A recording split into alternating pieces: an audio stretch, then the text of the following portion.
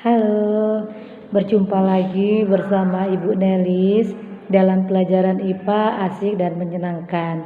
Kali ini Ibu akan menjelaskan materi IPA kelas 8 semester 1 masih bab 1, yaitu sistem gerak hewan. Nah, salah satu ciri makhluk hidup adalah bergerak. Hewan bergerak dengan berbagai macam cara. Ada yang berlari, berjalan, melompat, terbang, berenang, merayap, dan lain-lain. Nah, coba kamu perhatikan. Hewan di darat, di air, dan di udara itu berbeda, bukan cara bergeraknya? Hewan di darat bergerak dengan menggunakan otot dan rangkanya, terutama kaki. Hewan di air, ikan, bergerak menggunakan sirip. Hewan di udara bergerak menggunakan sayap. Nah, apa saja contoh hewan, alat gerak, dan cara bergeraknya? Kamu harus mengetahuinya. Nah, beberapa di antaranya adalah ular bergerak dengan cara merayap, alat geraknya otot perut. Kambing, kuda itu bergerak dengan cara berjalan dan berlari menggunakan kaki. Katak itu bergerak dengan cara melompat menggunakan kaki. Burung bergerak dengan menggunakan alat geraknya sayap, ya, bergerak dengan cara terbang dan lain-lain sebagainya. Masih banyak lagi. Nah, kamu harus tahu apa tujuan hewan itu bergerak. Ada dua tujuan hewan bergerak. Yang pertama, untuk mencari mangsa. Mangsa itu berarti makanan, ya.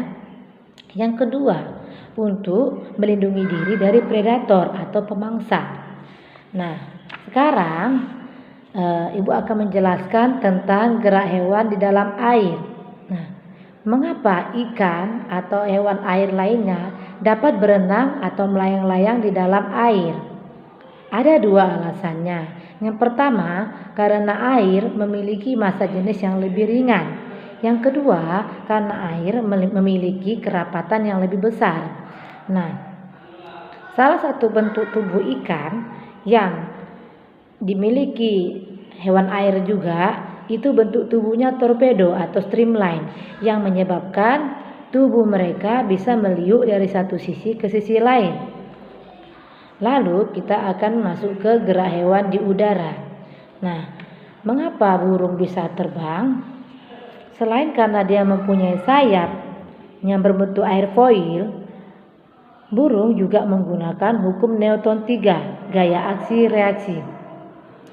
Saat sayap dikepakkan, sayap memberikan gaya aksi terhadap udara di bawah sayap, sehingga udara akan memberikan gaya reaksi dan mengalir ke bawah sayap.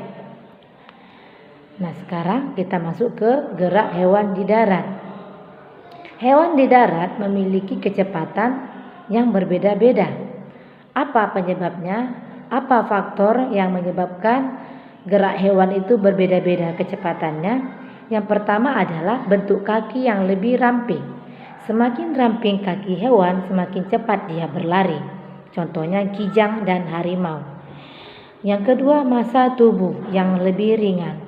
Semakin ringan massa tubuh hewan, juga semakin cepat berlari. Nah, gajah misalnya dengan kerbau, lebih cepat gajah daripada kerbau karena gajah memiliki massa tubuh yang lebih ringan daripada kerbau. Yang ketiga, struktur rangka dan otot yang sangat kuat. Jadi semakin kuat otot dan rangkanya, maka semakin cepat dia berlari. Ya, itu saja penjelasan dari Ibu. Silakan dicatat yang penting-penting, ya. Catat di catatan sebagai bahan ulangan untuk latihan atau pendalaman materi dalam bentuk soal-soal akan Ibu berikan kemudian. Sampai jumpa di pertemuan berikutnya. Salam sehat. Dadah.